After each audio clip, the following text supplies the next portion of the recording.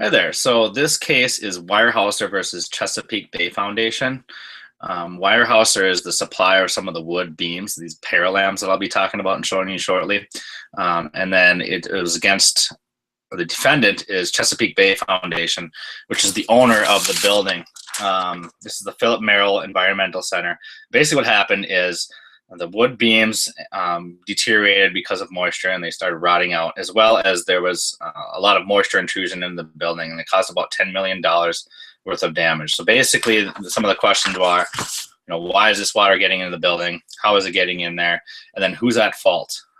There's many different players, as you probably all know, in a construction project. So one of the key features of this building, it's a very efficient, it's a LEED Platinum certified building, so it's very efficient and sustainable. This is the Paralam. So this is what the Weyerhaeuser versus Chesapeake. This is Weyerhaeuser's product. It's called the Paralam, and it's the efficient, sustainable product because it can use smaller wood scraps to put together these large wood beams.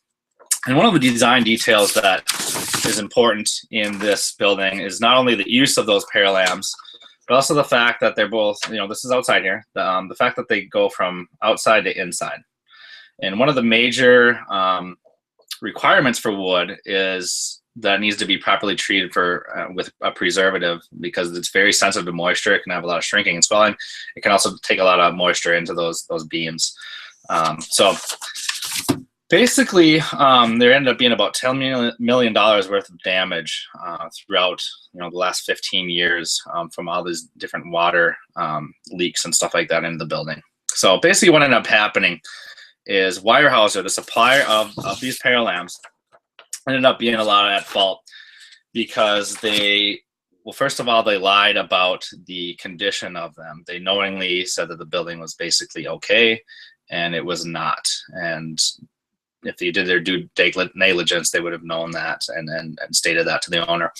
Also, they were one of the parties that recommended the use of a specific preservative. This preservative is called Polyclear 2000. So they treated the preservative of Polyclear 2000 onto these Paralams, and it basically was found later that it was not sufficient for that type of application.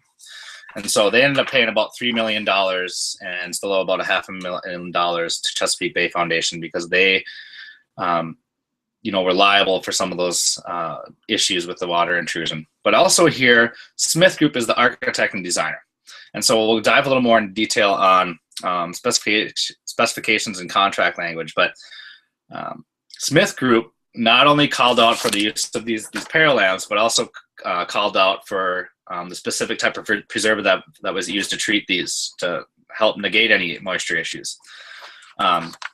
The owner didn't ask for it. The general contractor didn't ask for it. So really none of those people are at fault. It's really some of the blame has to be put on the people that designed and specified certain products to be used.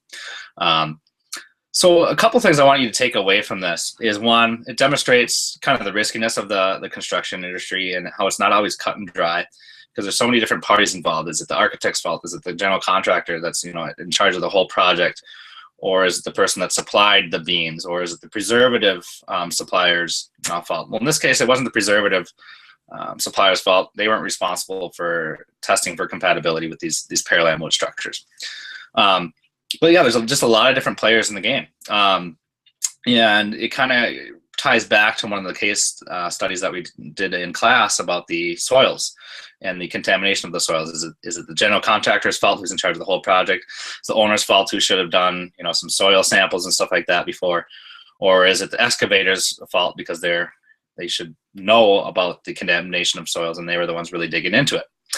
Secondly, it demonstrates the importance of proper contract language. So in this case, one of the big factors was the specifications.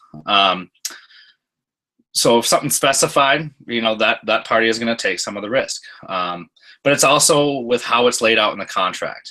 You can write a contract up to minimize or delegate risk to someone else by saying very specific language. I am not responsible for the testing or compatibility of this preservative with this wood beam.